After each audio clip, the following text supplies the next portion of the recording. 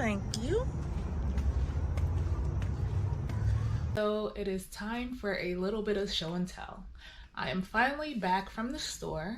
I went to Robert's, so that was the clip that you saw right before this. Unfortunately, the manager said that I couldn't record in the store, but I was very fortunate enough to have a really helpful sales representative, and his name was Steve. So thank you so much, Steve. I am very appreciative of all of your explanations. As you saw in the video, I originally was going to go for the 881, but I did some more research and then I found something called the 661, and I decided that that was the one I was going to go for. So I called the store. They said they had it in stock. Steve was doing a lot of explaining on the phone, and I was like, hold on, Steve, you know what? I'm just going to come to the store because I have no idea what you're talking about. So I get to the store and we ended up going for the MS462C.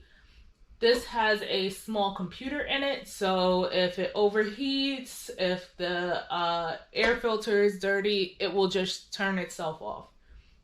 Steve was explaining to me that the 661 is a very specific chainsaw that people are basically only using for very particular jobs, and it is easy to overheat as well as to blow up the engine if you're not sure of what you're doing. He explained that it's a professional tool, and I'm no professional, so we're gonna go with something a little easier. That's why we chose the 462.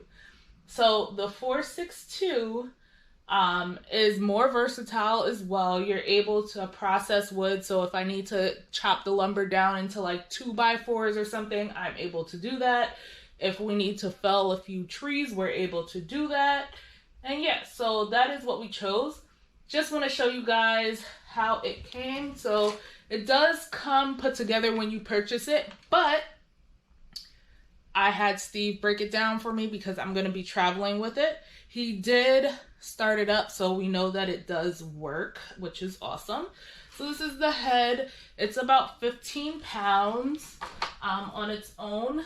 And I know that because I asked Steve to weigh it. And then this is the bar for the chainsaw. So I got the 28-inch. You can get whatever size is available that you want. But Steve did recommend the 28-inch because he said that this is like the optimal size for the machine to run with. So we got that. It comes with, of course, the chain for the bar. I did purchase an extra one just in case. It comes with tools, so this can loosen the bar for you. It can also loosen the chain, so you can adjust it if you need to make it tighter or looser. And then it came with some safety goggles, which are awesome. I got some extra ones and just a whole bunch of tools.